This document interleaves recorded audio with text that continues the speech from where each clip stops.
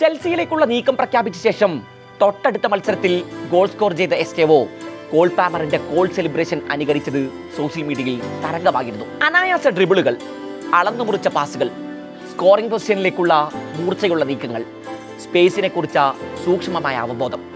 എസ്റ്റേവോയിൽ ചെൽസിയുടെ കണ്ടുടക്കാനുള്ള കാരണങ്ങൾ ഏറെയാണ്. ഒരു ഡിഫൻഡർ കൂടെ ഉണ്ടായിരുന്നിട്ടും ലിവർപൂളിനെതിരെ കുക്കുറയുടെ ക്രോസിനെ വലയിലേക്ക് വഴിതിരിച്ച നീക്കം നോക്കൂ. അതിനൊരു പ്രതിഭയുടെ മിന്നലാട്ടം കാണാം നിങ്ങൾക്ക്.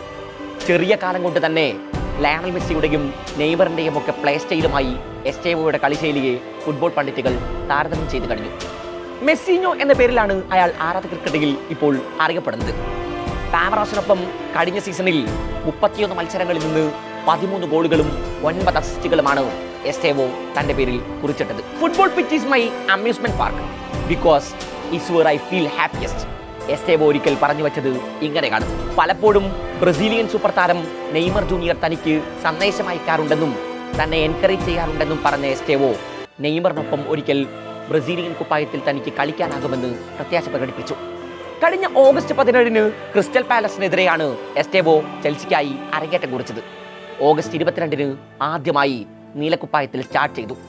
1-5 ഗോളുകൾക്ക് ചെൽസി വെസ്റ്റ് തകർത്ത ആ പോരിൽ എൻസോ ഫെർണാണ്ടസിന്റെ ഗോളിന് വഴിയൊരുക്കിയത് എസ്റ്റേവോ ആയിരുന്നു. പിന്നെ ലിവർപൂളിനെതിരായ ആ വലിയ പോരിൽ വലകൊലിക്ക് വരവറിയിച്ചു. കാർലോ ആഞ്ചലോട്ടി ബ്രസീലിന്റെ പരിശീലക ചുമതല ഏറ്റെടുത്ത ശേഷം പ്രഖ്യാപിച്ച ബ്രസീലിന്റെ ആദ്യ സ്ക്വാഡിൽ തന്നെ എസ്റ്റേവോ ഇടം പിടിച്ചിരുന്നു.